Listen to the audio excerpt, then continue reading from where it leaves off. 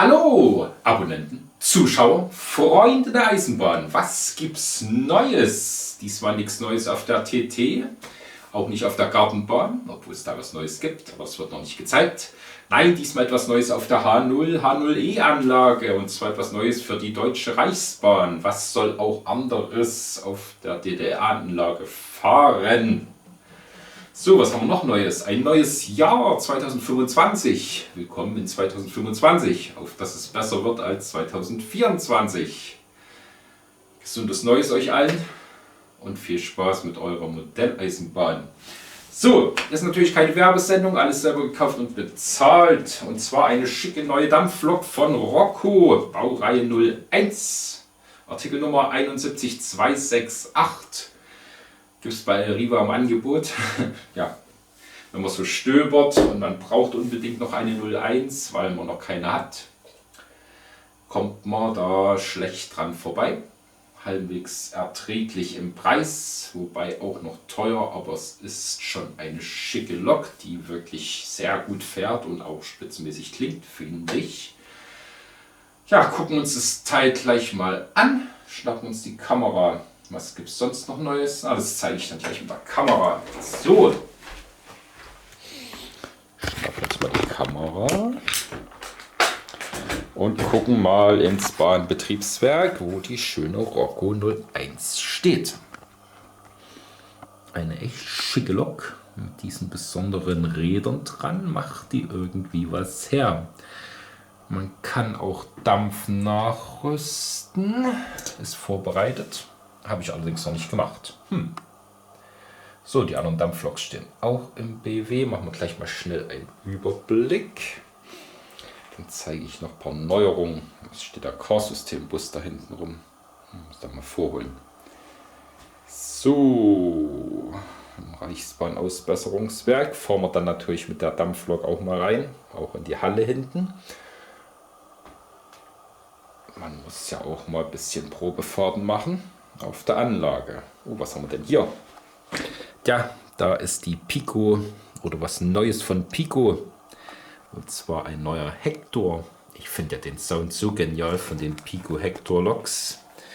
Einfach ein Traum. Vor allen Dingen fährt das Ding auch mal im Erzgebirge, also nicht in der Ausführung, sondern eher so in dieser Farbgebung. Deswegen musste der auch mal noch sein. Absolut cool, mit Pufferspeicher. Ich habe mich schon mal ein paar Mal fahren lassen. Gefällt mir richtig gut. So, im TT oder auf der TT, was gibt es da Neues? Nichts Neues. Die 44 ist mal in einem kleinen Video gefahren. Sonst alles beim Alten. So, auf der, mit was fahren wir denn überhaupt die 01?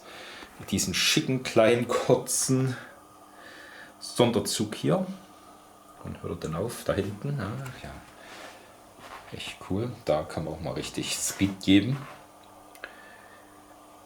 Dürfte fast alles von Roco ebenfalls sein, bis auf den hier. Ich glaube, der ist nicht Roco, der zweite Mitropa-Wagen. Bei so viel Fahrgästen, die hier mitgefahren sind in dem Sonderzug, musste ich natürlich 2 Mitropa-Wagen anhängen. Sonst wären die mir verhungert und verdurstet. So, was gibt es noch Neues? Ach ja, hier haben wir doch was Schönes Neues.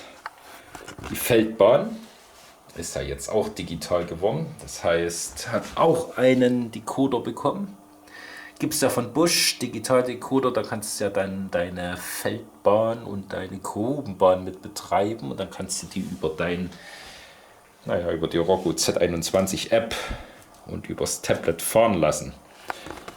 So, ich nehme das mal hier runter. Ach komm her. So, gucken wir uns das mal an. Das ist eben das schöne Feldbahn jetzt. Das fetzt schon. Ne? Bisher hatte der ja so einen blöden Batteriekasten. Und das war ja wirklich nicht optimal. Jetzt kannst du die schön übers Tablet mitsteuern. Kostet zwar nicht gerade wenig so ein Decoder, aber was soll's denn so? Und die Grubenbahn haben wir ja schon immer. Mit dem durch den Koder laufen. Ist auf jeden Fall praktischer, als wenn du hier mit dem Batteriekasten erst unter die Anlage kriechst.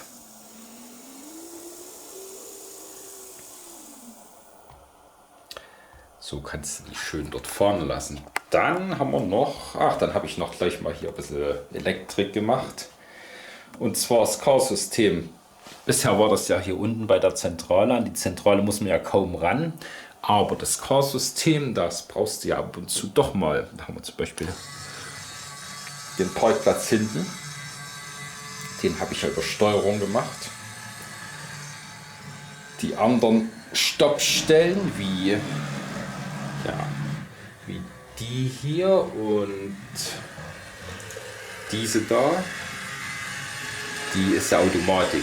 Die macht ja das Car-System, dieses automatische, wie heißt das? Travel? Ach, ich finde es gar nicht hier. Traffic Control von Faller. Die steuert das ja. So, und da das jetzt vorne ist, können wir natürlich auch schön die Kreuzungen bedienen. Und dann können wir auch mal die Busse wieder an die Tankstelle fahren lassen. Wenn es denn klappt. Man braucht schon ein bisschen Geschick. Aber es klappt eigentlich meistens, dass man den Punkt so halbwegs erwischt. Die Kreuzung ist ja hier eingebaut. Und dann fährt er hier rein und dann hält er automatisch an, weil das kannst du auch mal ein bisschen schlecht bedienen.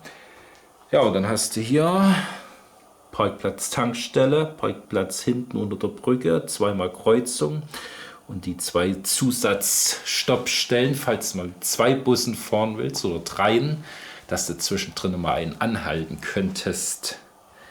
Bin ja auf das Fiesmann-Zeug gespannt. Das hatte dann bestimmt eine Abstandsregelung drin, dann fahren die nicht aufeinander. So, dann drücke ich meine Taste wieder bei der Tankstelle und dann macht der Bus wieder los. Das ist schon cool. Und jetzt auch, die Kamera hier ist gut zu bedienen. So, gut. Also 01 fährt mit dem wunderschönen Zug dran. Klingt gut, pfeift gut, gefällt mir gut. Schöne Lok. So, lange Rede, kurzer Sinn.